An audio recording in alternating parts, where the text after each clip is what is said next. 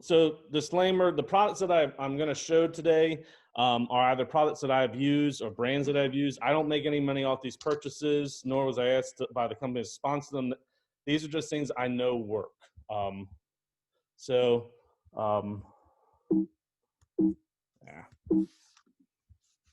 The links I showed are just to Amazon links. Shop around because you can probably find cheaper things too. Also, don't be afraid to go to Facebook Marketplace and look on there as well. I'm going to be recording this, so if you don't want to be on the video, let me know in the chat or by email or by phone, and I will edit you out later. I'm not just going to upload this straight to YouTube. And the presentation will be available on our Synod's YouTube account later on, probably today or tomorrow. And you should, in the chat, be able to see the PDF there. So what we're going to talk about today is the hardware that you need, the software that you need, some basic copyright rules, and some basic camera work, and a few other odds and ends that I thought about last night at like 1 o'clock in the morning that I thought I want to share with you all as well. So, but first, I want to tell you how I learned all this stuff. So you don't all think I'm just kind of some crazy person. It all started back in 1996 when I was a 6th grader at Deer Park Middle Magnet School. This is me in 6th grade. Look at that flannel shirt, top button. I think there is even a pocket protector in my shirt. That's how cool I was. The school had just started offering this magnet program called Mass Communications. And in 5th grade, I thought that was a pretty cool thing. So I went and I applied and I got in. And we were one of the first classes to actually participate in this magnet program. This is me in 8th grade. This is our control room. Every morning, our magnet program put on the announcements. We did it through a television. And there were TVs in every classroom. And this is what we essentially live streamed, although at the time it was just broadcasting over a closed caption system. And this was all the equipment that it took to make that possible. This is some other pictures of our class.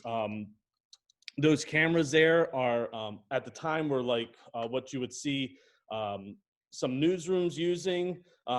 Sometimes these are a little bit cheaper, a little bit lower quality, but most amateur production studios at the time, which there weren't very many back in the 90s, this is what they would have been using. This was my teacher, Mr. Lukes, showing us the importance of how to use a camera. And notice those nice, beautiful Macintosh computers. These were awful, but at the time they were the most advanced and powerful things that Apple was putting out. But this was before Steve Jobs took it back over and kind of got rid of a lot of these types of machines. But what was really neat about this program was they had a huge budget. And so we were able to have top-of-the-line equipment and got to do a lot of things that most kids in middle school never would have been able to do. We had to do all kinds of jobs in mass communications class. Sometimes we were directors, sometimes we worked the soundboard. Sometimes you're a camera person, a light person, and a light person simply just had the job of holding the light. It was the most boring job in the world, but hey, it was a job to do for a 6th or 7th grader. And then there was the job of the switcher. This thing was my favorite. The Panasonic Digital AV Mixer WJ, I can't even read the rest because my photo's in the way there. But this controller allowed us to switch between multiple cameras and audio sources. So if you see down there at the bottom, where all those that gray zone, those were all your inputs. Notice there's only 4. I mean, by today's standard, that's pretty small, but you could have 4 inputs plus a mat, and I forget what that is. I think that was for the green screen. Or that might have been title slide now that I'm thinking about it. But you would have camera 1 on A, and then if you wanted to switch to camera 2, you would just push the button above source 2, and then you would either push the lever down, do it manually, or there was a button right next to it that allowed you to let the computer processor inside the machine do it. This thing also controlled your audio levels, and you see up at the top there where those red, blue, and green, that was the green screen effect. Now today, green screens are kind of obsolete, but in the 90s, Nobody had this technology. Nowadays, Zoom has it, your iPhone has it, your computers have it, but no one back in the 90s had this ability to do this. So this was a pretty revolutionary piece of equipment. Most people never got to use it because it was so bloody expensive. It cost $2,500 back in the 90s. If I'm reading my MSRP numbers right, it's between $1,000 and $2,500. Nowadays, I found this one on Facebook Marketplace for $95. And the reason it's $95 is because it's mostly obsolete. A lot of these connectors back here, if you see on the photo on the right-hand side, most amateur equipment today doesn't use these. Some production studios probably still do, but like they had S-Video. People just don't use this. And now this is not to say that if anybody on the Zoom call today would like to purchase one of these from me for $95, I would be glad to take it. But right now, I'm unfortunately don't have $95, but I would love to have this and put this into my collection of obsolete technology. This obsolete piece of technology, which cost $2,500 back in the 90s, has now been replaced by a $10 USB hub and an open source computer program called OBS. And that's what we're going to focus on today of learning, is how to use OBS for your live streaming needs. Now, fast forward 17 years later, Bishop Riegel brings me and my wife into our synod and asked me if I would be willing to live stream the Synod Assembly. I said, sure. What equipment do you have? He said, nothing. And by the way, you have to purchase all the equipment. We have no budget, and you have no staff, and I don't know how to do it. So you're going to have to figure it out. So I went and I read a bunch of articles that I thought I knew what I was doing. Turns out I really didn't, but not thankfully, I ruptured my Achilles tendon, so I missed that Synod Assembly, but it gave me a whole nother year to prepare and really hone in some of my skills and purchase some more equipment to do it.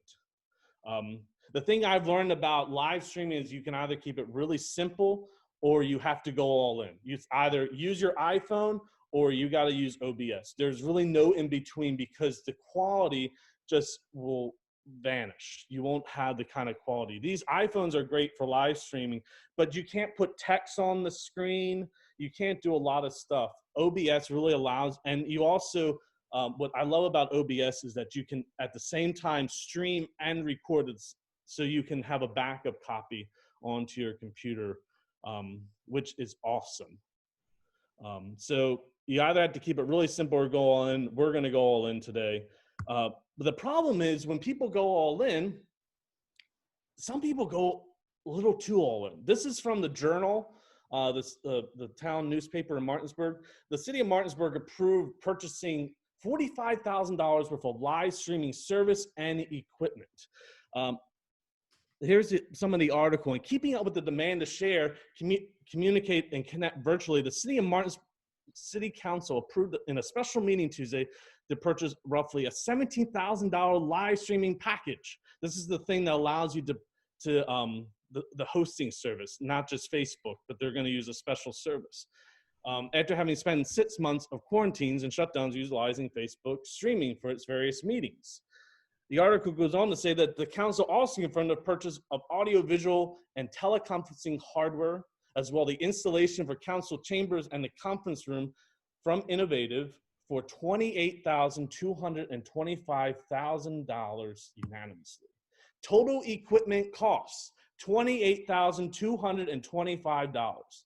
Now, I know why the city of Martinsburg did. I'm not trying to pick on them at all. They have to have a secure site. They have to prevent hacking, and they need to be able to store their meetings. So they have to probably do a lot of this. But $28,000 in equipment?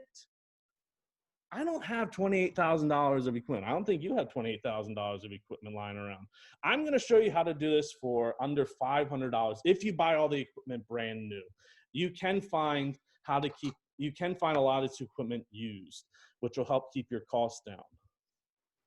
So, with all that said, let's talk about your hardware. Let's talk about your cameras.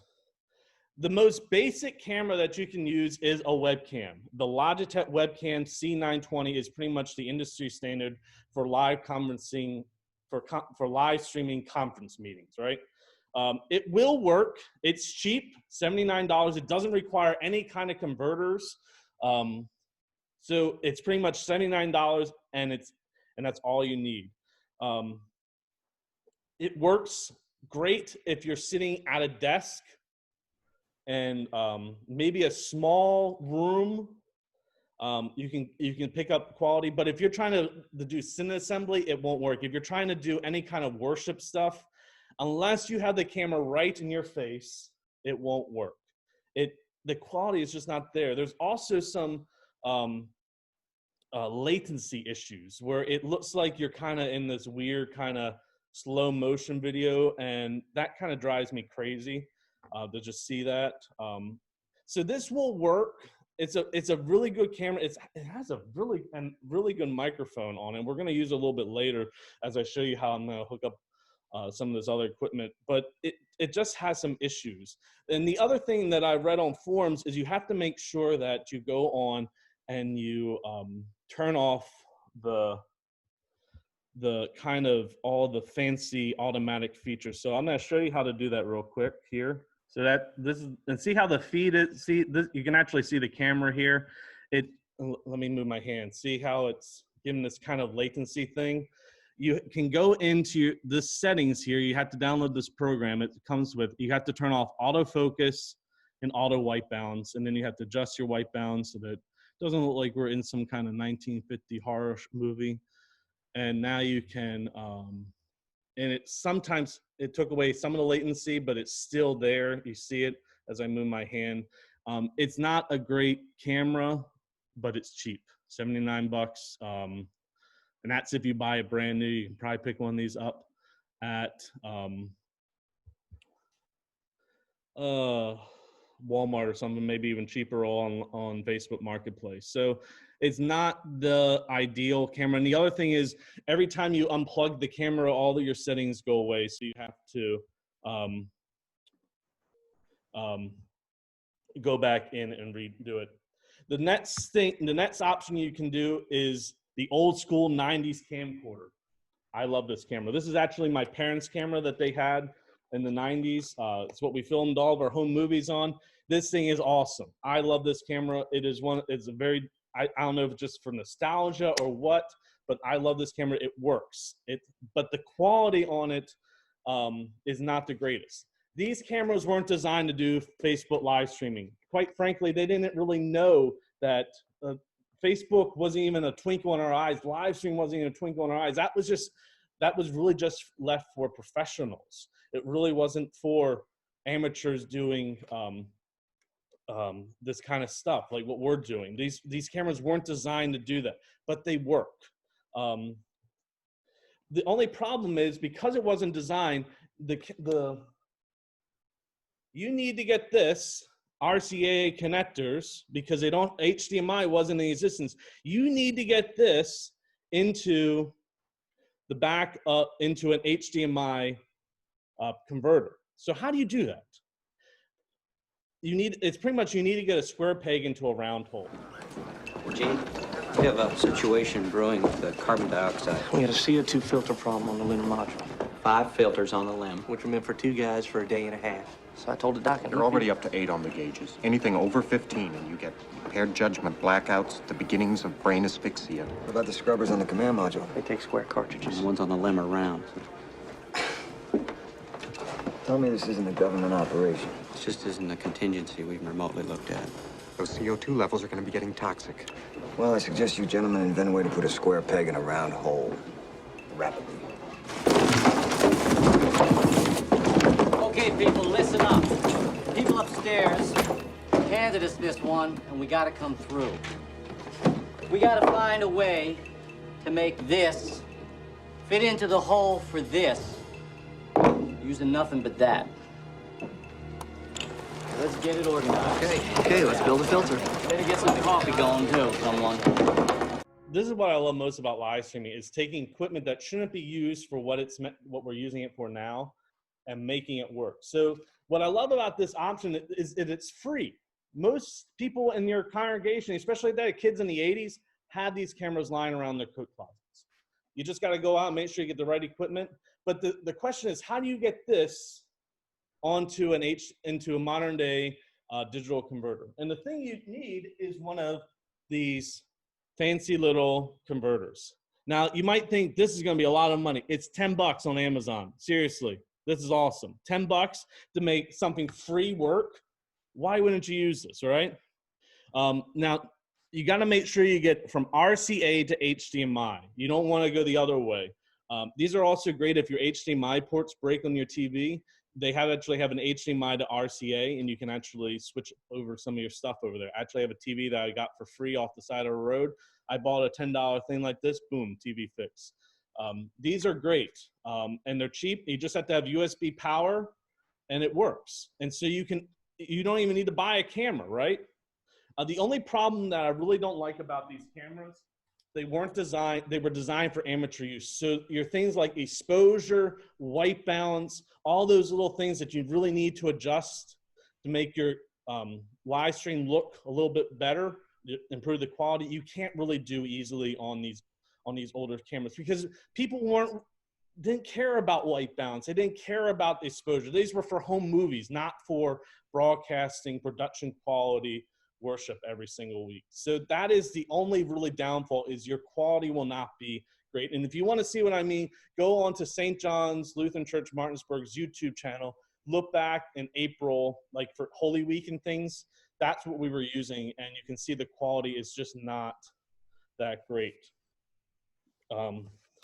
Another nice thing about these cameras is they got great zoom. Don't knock this out especially if you're out of running low on funds. The camera that I recommend though is these Canon Vixia. I have the HFR 700. It's an older model, but these are 1080p cameras. They have a live output, which is important. You need a live output on your cameras. Like I have some pretty nice cameras that I use over the years, this nice Canon camera, but it doesn't have a live output. So you have to make sure that you have a live output on your cameras. This does, and what's really nice too is it doesn't require a converter. It's already HDMI.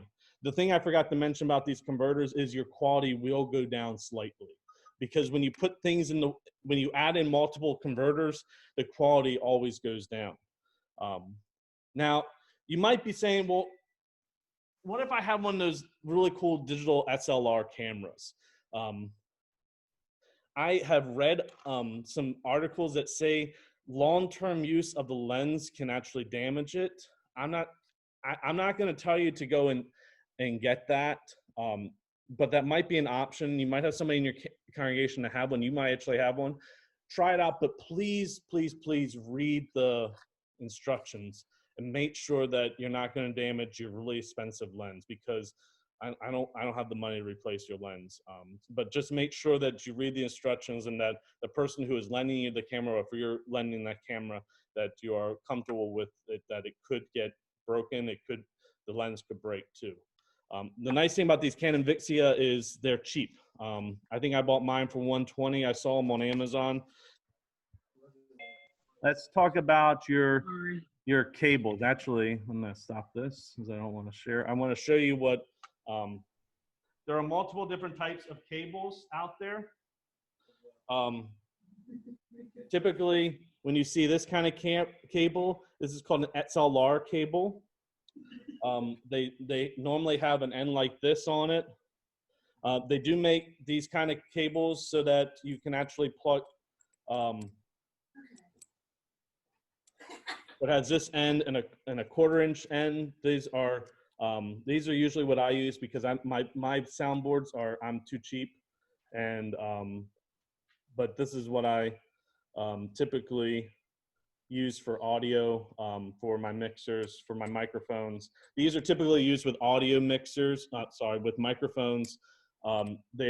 You also hear the term that they're balanced, which means they have both a left and right channel built into it. And you can also tell on your cables, see these two little lines here? This is how these are called poles. If you just see one pole, it's just for one side of your speaker, a monotone system. If you have two, this is a balanced stereo system. If you have three, that's usually the an input. So notice on this kind of cable, there's an RCA cable. It's actually designed to go on the back of one of those old cameras. But you see the three poles here. You have your inputs, your two inputs, and then you have your, your two sounds, and then you have your input, which is the yellow. So you can hook up a microphone. These are, I'll get into why these are important later to know that. You also have different kinds of RCA, like you can just have, this is called an 1/8 inch cable end. These are used mainly for your MP3 players.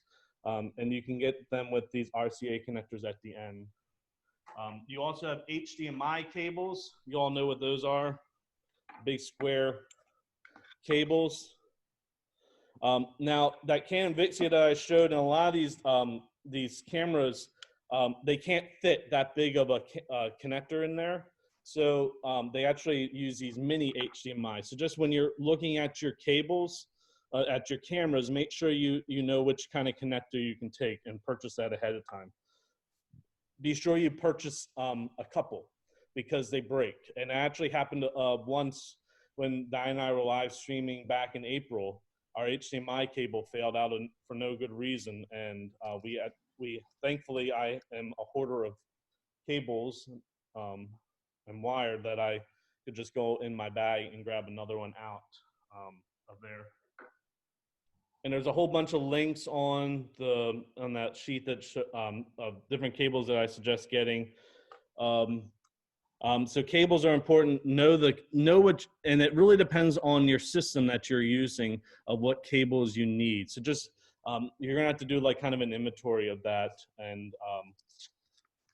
but I pretty much use XLR to 1/4 inch input, and I use a male end XLR to 1/4 inch cable. I use this RCA to 1/4 inch cable. This is actually, we're plugging this into the back of our piano on Sunday mornings and streaming, putting that into our soundboard that way. Now, let's see here. HDMI to USB converters. Now that you have your HDMI signal from your camera, you need to get it onto your computer, and the thing you use is a converter. Blackmagic is what a lot of people suggest using. I bought one. I could not get the bloody thing to work, and I spent a lot of money on that. So these, I got this for $100. I think they're $129 on Amazon right now.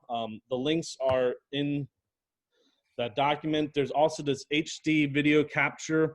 I was gonna buy one of these for Synod Assembly this year, and then it got canceled, and I wasn't gonna spend $100. These cost about $100, but they're a whole lot cheaper than Blackmagic, and they work. It's plug and play. You don't need to download any drivers.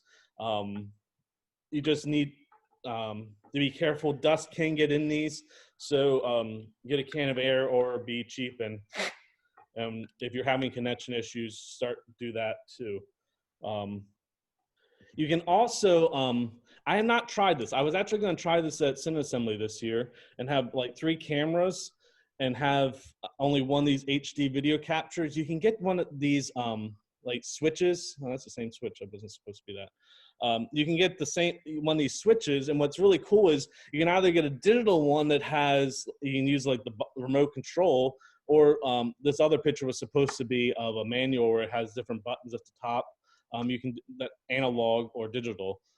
You can, I think the theory supports this. I'm not sure that your video capture could actually handle this much input, but these are $14 on Amazon, or 14 or $20. Those video capture things are $100. I might try that HDMI switch before I buy, if you wanted to run 2 cameras, and I might try getting that HDMI switch there before I did that. So, but in theory, you probably do need, for each camera that you use, an HDMI,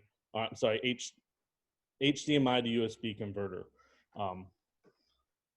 But I'd be willing to try it and let me know how it works. And I'll let you know how it works too if we have Synod Assembly this year.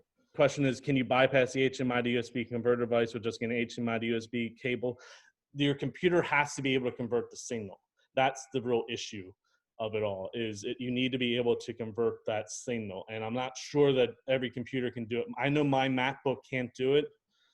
So that's why I have that external converter. And you also, by doing that, you're now taxing your computer even more to do something that it's already really taxing on as well. So adding in that little extra, taking off that little bit of strain is not the worst idea either. So Steve, if that works for you, let me know, because I would really like to change how I do things and maybe get rid of the converter.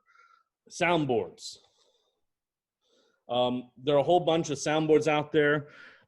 You don't really need one if your computer has an input and an output. My new MacBook it actually shares the input and output for my 1/8 inch plug. It can be switched between either or. I have trust issues. I don't trust my computer to actually do that. So what I did was I went out and bought one of these USB mixers. I actually used the one on the left hand of your screen. I bought this because at Synod Assembly, I wasn't thinking. I got one channel because I figured I can either take something off of the main soundboard at Synod Assembly, or I'm just going to hook up one microphone, put it as high up as I can get it, and use that for my sound. Looking back, I wish I would have done the one in the middle where I had 2 microphone inputs. Just make sure that it's a USB out, not USB powered, but you need to be able to run this to your computer. And there's also, these boards are nice. They have outputs too. Here, they have a headphone jack here that you can control the sound, the volume here. And this is what we actually use on Sunday. We run this, we put all of our inputs in here, and we run it out to our main speaker for outdoor worship. And it's been working out fairly well. But I suggest buying a USB. Unfortunately, these went up. These used to be really cheap, and then everybody started live streaming, and so everyone had to go out and buy one, and they jacked the prices up on these. I don't know about this Rockville. It was a lot cheaper on Amazon. It looks like it would work. I just know the Behringer, and I'm sure I'm pronouncing that wrong because I'm from Baltimore and I can't talk, but that's the one I know works, and I trust those a lot. So, but they do cost more money. Let's talk about microphones now, because you need to be able to get the sound into your soundboard. There is the industry standard of. Matt. Yes. It's Diane. Can Yeah. I just ask, I'm sorry, a layman's question. So what does the mixer exactly do again? Just like in stupidest terms for me. What do you do with it? You plug in all your microphones and your inputs into it, and that takes your inputs and puts it into your computer so that you can stream it through your OBS. Thank you. Mm-hmm. The microphone that is an industry standard and it's cheap is the Shure SM58 LCD, a dynamic vocal microphone. This is what they use in studios, and what I also like about it is an on-off switch. Now, if you talk to most sound people today, the on-off switch is a sign of lower quality. I like it. I like being able to turn off, because I despise when people move the microphone and you hear all that blah, blah, blah sound. I hate it when people do that, especially when there's an on-off switch. So I like having the ability to actually turn off my microphone, move my mic stand, turn my microphone back on, and you don't hear all that garbly nonsense. So that's why I like, but a lot of sound people, because musicians are not always the brightest, and they'll turn the microphone off, and then you have the sound guy freaking out, like, why are they touching the microphone? That's why they don't put those on there. You can get a USB microphone. The only problem is they're expensive, and I don't really know if they work. A lot of people say they do, and they work great. I don't know. I'm an old school. You all see the kind of camera that I really prefer. So I do this. I'd rather just buy a soundboard and a decent microphone, and go from there. The microphone that I've been using, I bought this back in college. This windsock was not on there, but it was an Audio-Technica ST95MK2. I bought this for $50 used at a Bill's Music Store in Catonsville, Maryland. And this thing has served me well over the years for all the music I've done, and it also has an on-off switch, which I like. If you're going to do worship outside, you need some kind of windsock. You remember those styrofoam things, especially if you're a PK. You probably play with them when your parents were preaching, setting up for worship, and you probably got in trouble like I did. Nowadays, they make these, they're called dead cats. These things are awesome. You won't get any wind noise, and you just need to buy the right size for your microphone head. Just measure it. I put this on, and it ain't coming off because it was a little too tight. But this is that's what these things do. They prevent the wind noise, and I'm not sure the physics behind it. Someone who's a lot smarter than me can probably explain that to you. But these, and they're not expensive at all. There's also in that article, in that document, I put in 2 articles about microphones, the different types of microphones. If you have questions about what kind of microphone to get, that's probably a good place to go and read up on the different kinds of microphones. Don't spend a huge amount of money on that. And quite frankly, most of our churches probably have a decent microphone already in there. You can grab it. Don't be afraid to look for used. Just make sure you clean it really well. But I probably would buy a brand new microphone. I probably wouldn't buy a used microphone. I was stupid back in college. That was a cheap microphone. I shouldn't have bought it, but it's been working for me. Diane, I see that you asked, do you plug the keyboard into the mixer? You can plug the keyboard into the mixer. You just need to make sure that your mixer has a place for that. So on this, I don't have a lot of inputs, but I do have these RCA AV connectors. So that's actually what I would use this fancy RCA to 1/4-inch cable to do that. And then you just find your input, which is this one right here, and that's how you control the input there. You also notice this has multiple different inputs. These are an output, so you don't want to use that, but you also have this input, but there's no knob down here to control it on this board. This is something you would want to use like your iPhone. It says 2-track. This is something like from your iPod or your computer that you can control the volume on. Let's talk about tripods now. Do not, under any circumstances, go to Amazon, buy that $14.95 Amazon special tripod. I bought one of them because I was an idiot. Do not do that. You're putting $100+ onto this contraption to hold your camera. It needs to work. Those $14.95 do not work. They are lightweight. They are made of crappy aluminum, metal. Some are not even made out of metal. It made to look like metal. It's made out of plastic. Do not buy the $14.95 one. These are the ones I recommend. Bogan, Manfrotto, Soladex. I know I can't pronounce it. I can't talk, but these are the ones that I like. They work. And if you go on Amazon, you type in those things, you're going to be like, oh my God, they're expensive. They're like close to $100. But I remember what my internship supervisor, Jonathan Hammond, said. He's like, I don't understand people who go out and buy a $20,000 automobile and then put the cheapest tires they can possibly find on them. When that is the whole thing your car relies on actually being a car, is the tires. Your tripod is the same thing. Your tripod holds your main piece of equipment so that it can do what it can do. So do not, under any circumstances, buy a cheap tripod.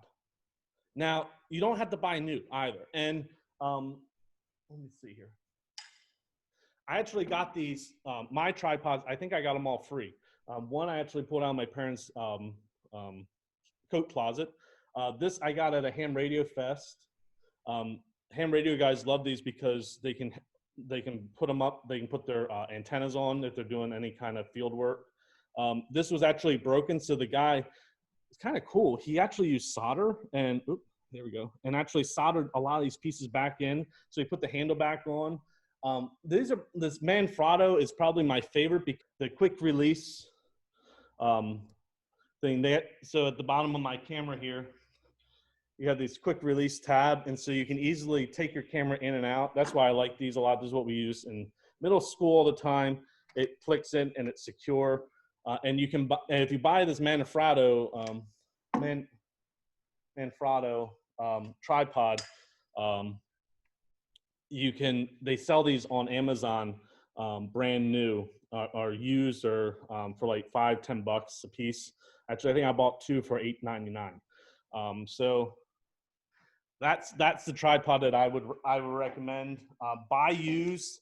If it's broken, fix it. I mean, get some epoxy and some plumbing parts, and I mean, like, you can fix these things.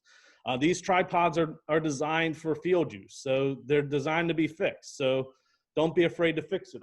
And this one back here that I'm using for later on was actually missing the quick release, and I couldn't find the replacement because they stopped making these tripods. So what I did was I found a plate. I bought the strongest epoxy that I could find. I epoxied that plate to it, and now I have the quick release all up the top here. So don't be afraid to try to fix these. These tripods are the best, and they shouldn't just be thrown away. So get a good tripod, because you don't want to play Russian roulette with an expensive camera. You're gonna hate yourself later. There's also, so say your organist wants to record music onto and use that for your live broadcasts. There are a couple different ways that you can go about doing that. You can show up to this church, plug in your digital mixer, plug in your microphone, go to the highest point in your church that you can get it, and record it right onto your computer. That requires you, though, coordinating with your organist and being there probably on a day that you don't want to be in church, or your day off or something like that.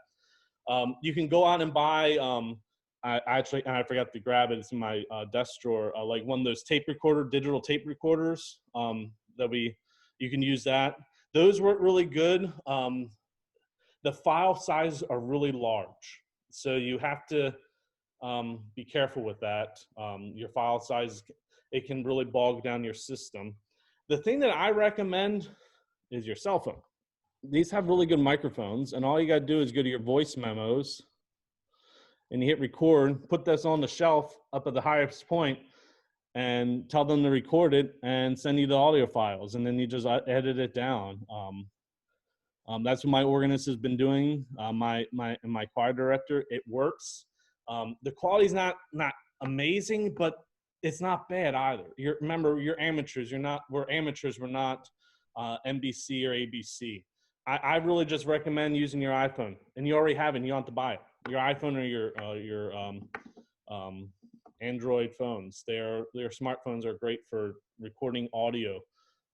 Just make sure that it's positioned in a high enough place to get kind of the whole sound, because you want the bass, you want all that nice, beautiful echo. That's what you want to hear. I will say, and I'm not going to say a lot about this, I suggest organizing your equipment. I actually have a number of different bags. I have my one bag that every week I put all the equipment that I'm going to be using every single week in that bag, and I organize it. I lay all the cables in nicely. You don't want to wrap it around your arm. That breaks the cables. You want to use the natural flow of when you're putting your cable together. And I put it all in one bag, and I have multiple different bags. Some have extra cables, some have extra like, just have a decent organizational system. You'll thank yourself in the long run. So let's talk about software now. The software that I recommend is open broadcast software. There are other software out there you have to pay a lot of money for, and it ain't cheap. As I actually was looking at it for St. Thomas, trying to give them a little bit easier software package. It's not cheap at all, but OBS is. The only problem with OBS is that it was made by nerds, and nerds don't like to help you figure this stuff out. Nerds make money on helping you, so they're not going to be so willing to tell you, here's how you do it. But even though I'm a nerd, I make money other ways, so I'm going to show you how to do it, how to do most of it. And I also will say this, I am not an expert. I know enough to be dangerous, and so there are, I don't know all the terminology. I just know how to get it to work And so if you're looking for somebody who can explain the technical stuff, I'm not that person. I know enough to be dangerous. In your OBS screen, you have a number of different input and numbers that you need to put in. In that document that I gave you, I put in there all these slides with all these numbers. You need to make sure that these numbers are what you see. And some of them you can't, like this rescaling output, I actually think that is just per computer. It can change, but you want the higher numbers there. And if you have problems with that, just let me know. But these are the numbers that you need to do to make OBS actually work for you. And that all those numbers are in there in that PDF file that I will send you all out. I want to talk about this screen right here, though, in particular, where you see common FPS values, frames per second. You hear 60 frames per second is like what is like high quality, what you see on TV. Your OBS cannot handle that. Most computers cannot handle that. I tried that and like I got all kinds of crazy, and I didn't know why I was getting that way. The most common is it can handle around 30 frames per second. You can turn it down even lower. Your quality is going to suffer, but you'll be able to stream. So Sean, you're asking like, how are some ways that you can stream this? Turn down your frame values, and it's going to look a little bit shaky, but it might allow you to broadcast out. And these numbers are also, this is what works for me. Your numbers are probably going to have to be a little bit different. The other thing is, if you're having issues and these numbers aren't working for you, Google OBS settings for whatever, for Facebook or for YouTube. And people who are a lot smarter than me have gone on and figured out some of these numbers, and you can try plugging in those numbers. Just know that you might have to tweak them because that's what I have to do as well. What's also cool about this is you can set up hotkeys. These are like, like how you can do Command C or Control C to copy and paste, like those things. You can actually set this up and have all kinds of different things, all your transitions and things like that. I've never done that because I'm not into, like, you can really step up your game. And if you have somebody in your congregation who's willing to do that, let them go at it. But I just don't have the time for that. Hi, this is Future Matt. I'm going to stop right here and just give you a little warning. Time was ticking a little too quickly for me, and I started rushing through a lot of this material. And you really can't rush this OBS material because it is complicated. It is hard to use, especially if you've never used it before. So I'm going to show this is a very brief introduction of what you're about to see. Look for in the coming weeks a more detailed video of how OBS works and how to use the features of OBS. Don't panic. I know it goes quickly, but a change is coming, a fix is coming for that.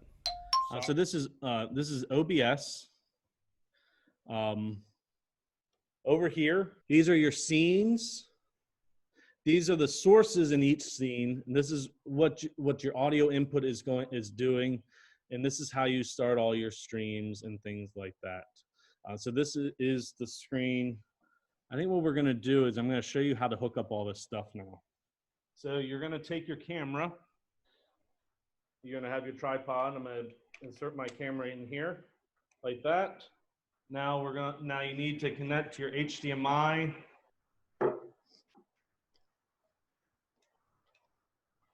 So you get the right end, you plug it into your camera. Now, there's something here called cord tension that you need to be aware of. These plugs can break so very easily. So you need to have a little bit of cord on your end of your camera. You need to be able to put you want to have a little bit of cord out, and then what you do is some tripods have these fancy little plastic hooks. If your tripod doesn't have that, masking tape. A little piece of tape on that so that your cord is not pushing and pulling on that end of your plug, and that way it'll prolong your cord life. You're also going to want to make sure you put in power over here. Make sure your camera has a power cord. Now we have this plugged in, our converter right here. We need to plug this into our fancy USB hub that I have here on the side of my computer. I'm just gonna plug that in, boom, that's all. Now your camera is connected and it's all purdy. And now we need to get audio in. So we're gonna plug in our audio into our board, into our USB hub. Like that, my audio is plugged in. Now I'm going to plug in my microphone, plug your microphone, put your microphone into your mic stand, make sure it's turned on. So now we have our audio, we have our video, we have it hooked into our OBS, we have it hooked into our computer. Now we need to go back to our OBS and we need to tell it what to do. So let me share my screen again. I need to tell it to actually find the converter. So I have my scene on and I have the source here. And actually what I'm gonna do is I'm just gonna delete the source and we're gonna do all this stuff for you. So we have our scene. This is what we're gonna show on the screen. Now we need to add in our video capture device. And so what I'm gonna do is I'm gonna do, what is the thing called? We're just gonna do Canon camera, or whatever you want. Now you need to have your device. You need to find your device, which is right here. Very good. Come on, load. Hey, Matt, Yes. this is Doug Woolley. Do you have to have your camera set to record mode? So in the newer cameras, you can actually turn that off. You can actually have it turned off. On the older cameras, like the one I showed from the 90s, typically you need to have, a lot of times they don't have that feature on there. So you're gonna need to have a taped in. What we were told in Mass Comm is you always wanna make sure, you don't wanna rely on another piece of technology to do its job. So sometimes it's best to just record it and then you delete it. And so and it's also nice because then you have a backup too. So you can turn that off. In this source, you want to turn use presets off. So you need to change your resolution to 1080, and then you need to put in the frame rates like that. So you want to turn your presets off because the problem is if you use the presets, it's going to put it on to 60 frames per second. And remember, I told you that your computers usually can't handle that. So turn that off, and then you can do your resolution, the screen size. You can fit that to however you want. The larger the screen size, the more that it's going to tax your computer. So you might, if you see that your computer is being really taxed, go down to 1280 by. It's really, you got to play with your computer. You really have to play with your computer to see what it can handle, what it can't handle. Now, for our purposes here, I think I'm gonna do the larger one because I don't feel like having time to play with this. But you can move you can move this screen, so you can actually have it full screen, or you can move it down like this. You see how cool, like what you can do with your camera? We used to be able to do that on that switcher board, but I mean that costs $2,500. This is free. How cool is this? So now you have your camera. Now you need to put in audio. Now you can do audio right off of your camera, but you need to tell your computer where you're going to be, your audio input capture is coming from. So we're going to do, we'll do mixer here. And you need to tell the device you need which one. I don't recommend you ever relying on default to find the right one because it never works. I have many times I've been doing live stream for church and all of a sudden people are like, I can't hear. And I go on, it's because I didn't change the default to my mixer. So always make sure you go through all your screens and you tell what to do. So now that we have our scene, we have our video sources in here, and we have our audio source. We can use this scene for everything. But say you want to have your computer person, i.e. my wife, who doesn't really know OBS real well. We have to make it very, try to simplify it so that she could worship and also take care of kids.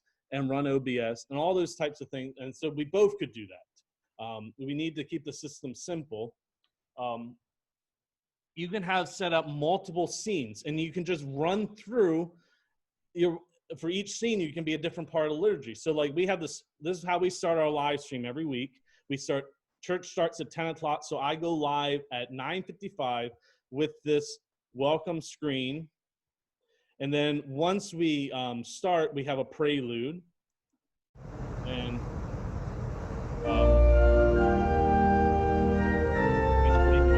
on that, and you go to your confession and forgiveness. Then you can go down to your next screen, offering, and then after that's done, you go back to another scene. So you can just keep going straight down, and you can even use your buttons. It makes by doing it this way, it allows your person to just simply sit there in their bulletin, like, okay, next scene, and they hit the button, and all the camera stuff goes magically to where it's supposed to go. Another neat thing with OBS is that you can add in video, you can add in audio.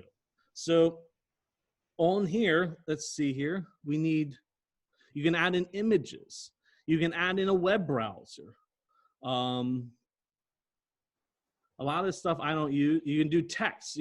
See how I did on this first screen here? This text is simply just using the text feature. And then you can go in and you can change the date. You can write whatever you want up there. What's really kind of cool is that when I was when we were in middle school, we had to have a separate device do this text stuff for us. The switcherboard cannot do this. So say you're doing live streaming, nobody in the congregation, you still want to have a reader, but you don't want them in there. So you can add in you can have them record themselves and go to media sources. And let's do readings we can just make a name for readings. And then you just got to find the reading. So it'll come up here. So I have all my files organized by date. So let's see if we'll do July 26th, for example. So let's do one where I have audio too. So you can put this into and you can make sure loops off because you don't want to just keep playing over and over again. And you hit OK. And so now the readings will go through, but now you notice we're not hearing the readings, right? We need to tell the computer to where it needs to go. So you go to Advanced Audio Properties, and then you have your audio monitoring. You have monitor only and then monitor and output. Now, I always wondered why monitor and output were together and monitor only, mute output would be there. Because why would you mute the output? Now, for if you're doing a spoken reading, monitor and output, it can be the same thing. But say you're having music and you want to sing along to your music. This poses a problem. We had this issue because what is happening is OBS has your audio file already there. But your sound of you singing is coming from a separate device, this thing, which has to be sent through this microphone, through your cable, for your 20 feet of cable, however much you have, to your mixing board, then from your mixing board into your 6 feet of USB cord, into your computer processor, and then the OBS has to convert that analog signal into a digital signal, and then it puts it in with your live stream. It all does this in microfractions of a second. But those microfractions of a second do not always sync up. So the way around this is you need one of these cables to go back into your mixer. So because my MacBook is strange, I actually need to use the 3 poles because remember I said this is also input and output. So you need to be able to have go up far enough, or otherwise it's a monotone system. So you plug this into your output, you plug in here, you go over to your board, you plug it into your line input, red to red, white to white, Hit okay. And now we need to go in and we need to tell it to do monitor only. Now what we are telling the computer to do is take your output signal that you're monitoring, run it back into your mixer, and then run that, which will be synced up at the same time as you're singing to your music, and send that back into your computer. It sounds like a lot of work, but it's the only way around it. If you have problems with this, I don't want to spend a lot of time on this because we're running. I only have 45 minutes left and a lot more to talk to you about. I will be happy to walk you through it. But essentially what you need to do is you need to have your audio synced all at the same time. And the best way to do that is to run it through your soundboard. Also notice here you can turn off in your sources the music or whatever reading. So if you accidentally click on that, you can turn on and off the little light, eye there. The potential here is really endless, what you can do. It all is pretty much what, if you can dream it, you can make it possible. Some other things to show you in here, your stream. This is where you tell it what service you're going to be using. Facebook Live, you have YouTube here. They have a whole bunch of different things. You can actually type it. This actually doesn't allow you to put in a server because they just use the default server. And then your stream key is what actually allows, it's a secret password, it's a long secret password that Facebook or YouTube gives you so that you can stream from OBS to Facebook and not be hacked. So say now once we have start stream, so now we got our whole settings already, we got our scenes, we got our sources, we got all the audio that's supposed to do, and we're ready to start streaming. You hit the start stream button and you say, yes, I'm ready. Notice what also starts, the recording. What I love about this feature is that it will record what you are streaming. You can turn it off if you want, but say like in our case, we stream to Facebook Live and then we upload later to YouTube. So I can actually, I don't have to go to YouTube. I don't have to download any of the video. It's already put onto my computer, and you tell it where to put that. And if you have questions about if you have issues with that, just send me an email or call me and I can walk you through that. But now that we're streaming.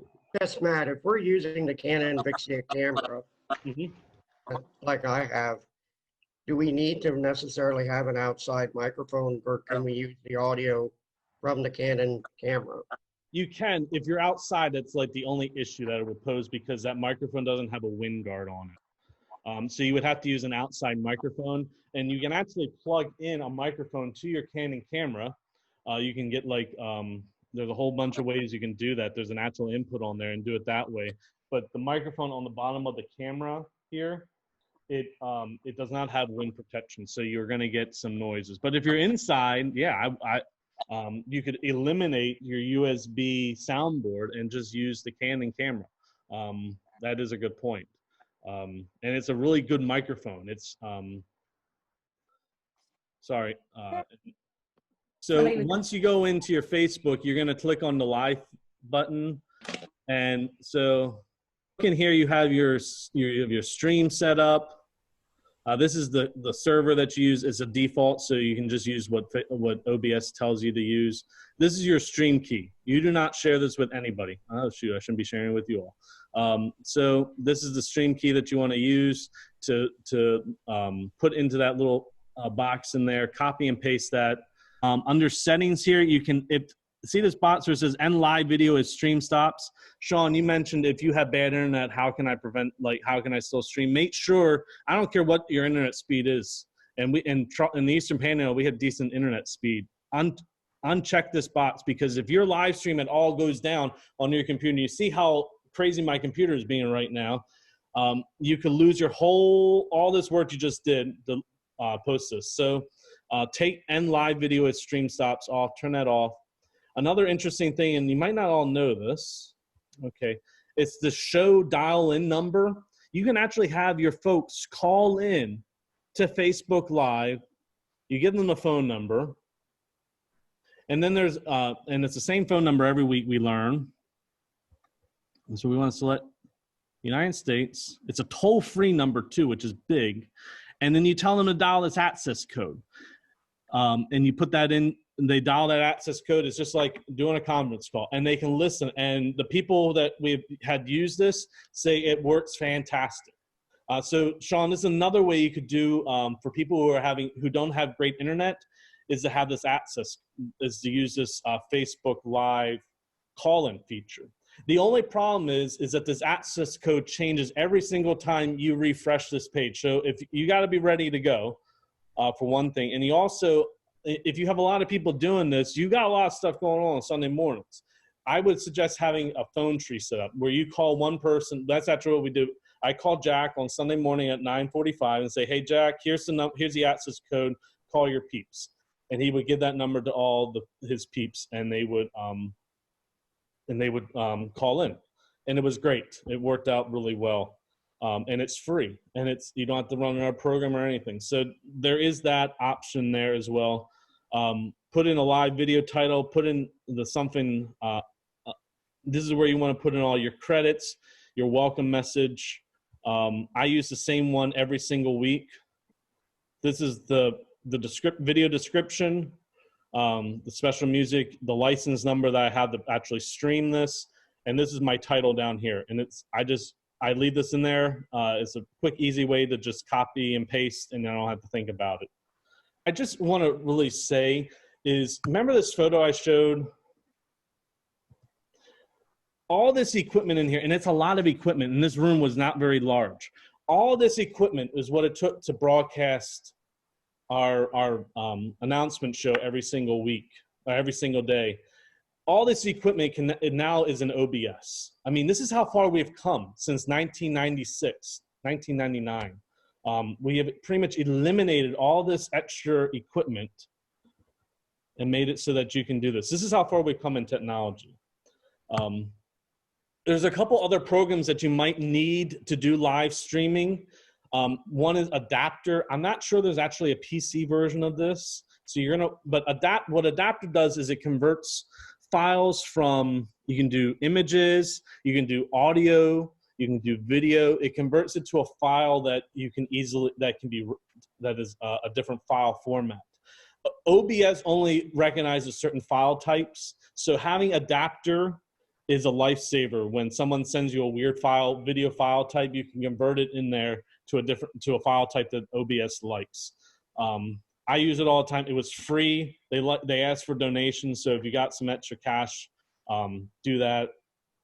Audacity is an audio editing software. It's free. If you have a Mac, GarageBand is a great, will work. It's just really complicated. Audacity is also complicated too, but I find it's a little bit easier to use. I don't have time to go into, if you all want me to do another one of these, I can show you how to use Audacity and GarageBand. Or I can do it over the phone with you or over Zoom chat with some other people. But those are the two programs you would probably need to get as well. Some live streaming terminology that I did not know before I started all this was your server URL. This is where you're sending your video feed from OBS to, and that's what's actually going to host. That's pretty much your Facebook Live, your YouTube Live. Your stream key is that alphanumeric password of sorts that prevents someone from hacking into your feed. It's a long code. Do not give that code out to anybody. If somebody gets your code, change it. Persistent stream key. It's the same key every single week. If OBS starts giving you error messages saying we can't find the live stream, we can't do this, go and copy and paste that stream key into your OBS, and it should work. And encoding streaming is when you use a program like OBS to upload your live stream signal. So the question you might be having is, what should I use, YouTube or Facebook? They're both great. They both work. They both have their pros and cons. YouTube, you cannot use your mobile phone unless you have 1,000 subscribers. And West Virginia churches, I know the attendance numbers. None of us can fit into that. St. John's can't fit in that. First Parkersburg probably can't fit in that. you can try it. You get everybody in your church to get a YouTube account to tell them to subscribe. But I tell you, I've been doing this for a while, and God be with you if you want to do that. So you're going to have to use a program like OBS, or you're going to have to use a webcam to do YouTube. YouTube is great because anybody can watch it. You just have to. You don't even have to have a login. You just go to the link that you provide to your congregation. Boom. Yeah, and also what I love about YouTube is that you can watch it on TV. We have a Roku TV and Roku sticks and on all of our TVs, and have a YouTube app. You can watch the worship on there. You can't do that with Facebook. For some reason, Facebook does not get along with Roku. I have no idea why, but they pretty much have taken away that ability to do so. In your in that document that I gave you, I have all the different things about YouTube practices, some articles of how to do it on YouTube. Facebook, it's really easy to stream. Most people, not everybody, but most people are on Facebook. You don't need to have Facebook to watch a YouTube video, to watch a live stream. They just make it really difficult. What we have done at St. John's is we have a web widget on our webpage that actually links our Facebook post onto our website, and people actually who don't have Facebook go on there and find the video and can watch it through that browser. So it can be done. You just have to know how to. It's an extra step. Facebook is not as reliable as YouTube, I have found. They change things. I mean, YouTube changes things too, but I don't like Facebook for a whole host of other reasons. But they do have a lot of really great features, such as a toll-free number. It's easy. It's pretty easy to do. We all use Facebook, so we all pretty much know how to use some of the language and terminology with Facebook. So it really is what is your congregation going to have most likely be able to use. If I could go back 7 months ago, I would not have used Facebook Live. I would have used YouTube. I like how YouTube, I like that anybody and everybody can use it. I like that you can watch it on TV. I would have just gotten away from Facebook. But at the time, I thought we were going to be doing this for 2 weeks and be back. So if I could go back, I would definitely use YouTube. And for a whole host of reasons, I like YouTube better. I think it's a better platform. But it's not everybody has it, and people get freaked out by YouTube. So you have to weigh a lot of this and think about your people and what they're most comfortable with. And you also have to, I know Zoom has the ability to live stream to Facebook and to YouTube. You can do that. You just can't add in all the fancy little things that we have done, like that I showed you how to do that offering. You can, it's a little bit more difficult. You can like share your screen and things like that, but you have to go in, and if you've used Zoom, there's lots of buttons to click. OBS, you can set all this stuff up ahead of time and easily just hit the button down, and I think it's a whole lot easier. Zoom also can be hacked. I got hacked a couple weeks ago, and it messed me up. Y'all, I'm like today. I'm like I like enabled a waiting room for everything. Well, I've actually started moving away from Zoom for worship stuff because I don't trust Zoom. And we all heard about how much Zoom gets hacked. It's done. OBS. The problem is no one uses OBS. Like a lot of people don't use OBS. So no one's going to really spend a lot of time. You can get hacked with OBS, but it's much less likely. It's the same thing. That's the reason why Apple computers are less likely to be hacked, is because less people use. Only like 10% of the population of computers are Mac. So they just don't develop viruses for 10%. So I have control issues. So that's why I don't really like doing Zoom for much of anything. Especially for live streaming stuff, but it can be done and it works. And I'll probably still do it for certain things, but just be aware of that. Your internet connection, you need a basic upload speed of 5 megabytes per second to really handle any kind of live stream. The way you can find that out is you go to Google, you type in speed test, and it will ping your wireless, it will ping your internet ISP. internet service provider, and it will tell you the connections. The first connection is going to tell you your download. That's always usually much higher. Your upload is usually always low, like around 5 to 25. If you're out in the Eastern Panhandle, depending on the day, the month, and the year, you can get up to, I just checked mine earlier, it was 25. The thing with internet is it's the pipe size. So DSL uses a much smaller pipe, and you can only fit so much water, you can only fit so much information through that smaller pipe. Cable uses a bigger pipe, so you can fit more information. So you all have heard about the 4G versus 5G, and everyone says 5G is much faster. 5G actually isn't much faster. It's just a bigger pipe. And so it just seems like you can go faster because you have a bigger pipe, but it really, in actuality, is not any much faster. Just you can have more flow go through. So you need at least 5 megabytes per second upload to really handle it. I recommend not relying on wireless connections. My wife has actually has had a lot of issues with this.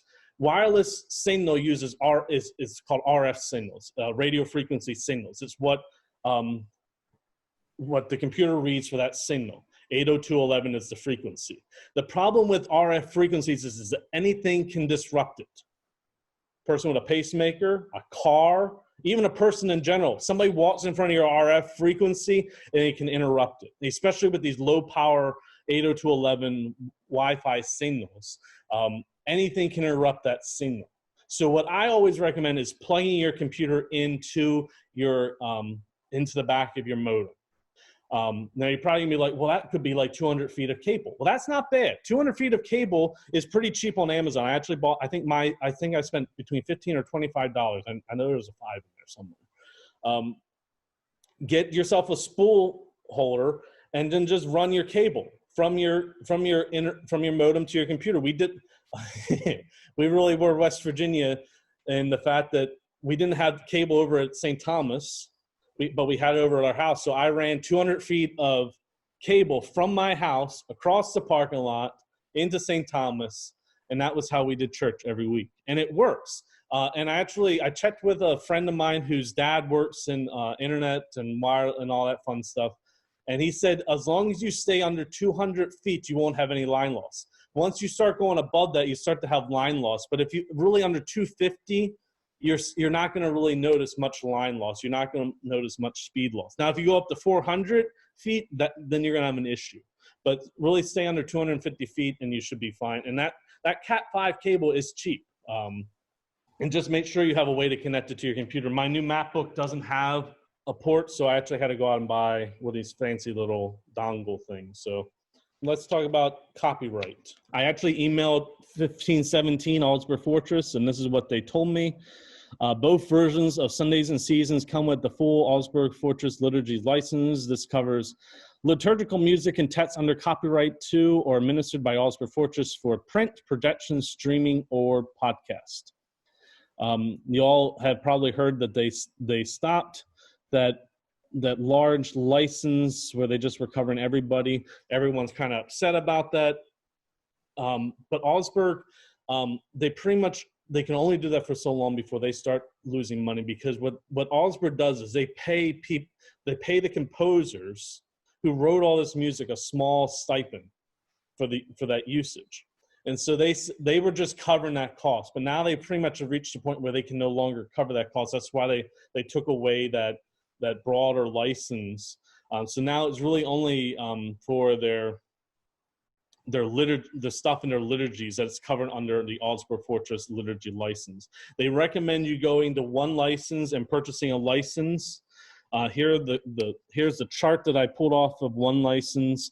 You go by your average attendance. So like St. John's would be under the B, average attendance. So you have to pay the $200 licensing fee plus $77 to add in to stream it.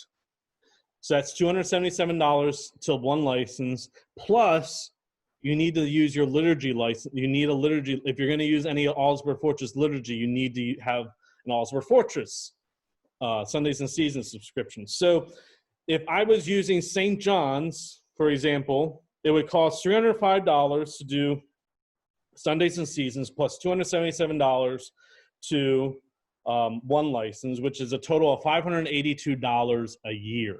That's a lot of money. How do we get around this? You cannot do any of it. You can make up your own liturgy and do that. That's fine. You can use open domain hymns and liturgies. There's a lot out there on the internet. Cyber Hymnal actually has one of my congregations. He said they actually have a PDF download now of it. You can do that. There are certain liturgies. I know the Book of Common Prayer from 1925, I think, is open domain. There is the Black Hymnal from the Lutheran Church. That's open domain. You can do that. My suggestion is, if you're going to use anything with ELW liturgies, you're going to need to buy the Sundays and Seasons license. So be prepared for that cost. But then don't use any copyrighted music. There is a ton of stuff out there. And a lot of copyright music is like things the people love to sing. I'm trying to think, like Amazing Grace. What Lutheran doesn't like to sing Amazing Grace or How Great Thou Art? You're going to make your people happy by singing the hymns they like to sing, right? So I suggest, don't buy the one license, especially if you're not singing right now as a congregation. Do not spend that $277 if you are not singing as a congregation. And then once this COVID is over and you're thinking about, look, how can we continue this live streaming? Think about, you can do it a number of ways. You can, and what I think we're going to do at St. John's is we're only going to stream once a month. We're not going to tell people when we're going to stream onto Facebook or YouTube. I think we might keep our phone conferencing system for our shut-ins. Live stream only the big Sundays, Christmas and Easter. And you can actually buy a one-time event license from one license. And you can have it, and it's a little bit cheaper to do that streaming. Or you can just, a lot of the Christmas and Easter hymns are already open domain. So just pick hymns that are open domain. You don't need to even worry about that. One other thing that I forgot to mention during the workshop today was that you can turn off the volume when you have copyrighted music being played so that it is not played over your live stream broadcast. And that is another way to get around having to purchase an additional license. Will it sound good on your recording? Probably not, but it is a way to save a decent amount of money. And the way you can tell in the ELW or the LBW if something is copyrighted is you go to your hymnal, and at the bottom, if you see this like tiny little text, it tells you what exactly is copyrighted and who holds the copyright. So you can, so like this one, this is Augsburg Fortress of Texas, but the music is Pure International Corporation of Puerto Rico. So you have to, you can go to that organization and ask them, can I use it? Sometimes they let you do it for free. Most of the time, though, you have to pay a fee to do that. But there's so much in here that is not copyrighted. Be cheap, y'all. Be cheap like me. Don't spend the money on copyright, on stuff you don't need. Here's a slide that shows my recommendations here. And remember, I'm not a lawyer, so if you ask Randy. Randy actually might know more about this than I, the copyright stuff. But the big thing is do not steal. If you're going to do hymns, buy the one license. And especially if you're going to do not steal. We do not break the seventh commandment in this congregation. Also, if you're using OBS especially, when your musicians are playing, put their names on there. It's only nice. It's only the good thing to do because they're putting their heart and soul into this.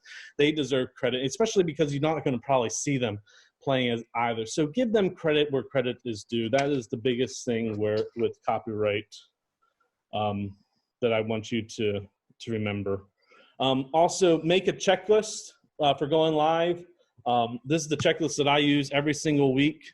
I actually have a piece of paper I keep in the back of my car because we're doing outdoor worship right now, and I just run through the checklist every single week. Did I do this? Did I do that?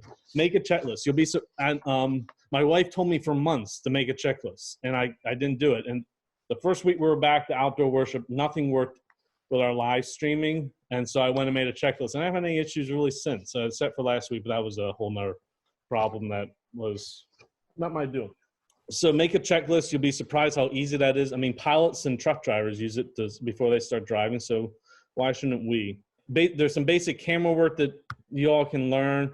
I actually put a whole little sheet in there of the different types of shots. The basic rules is you don't want to have jerky movements. You want to zoom in slow, unless there's like a mouse and you want to zoom in really quickly, but have your zoom slow. Do your camera movements nice and slow. You don't want jerky movements because that just makes people sick.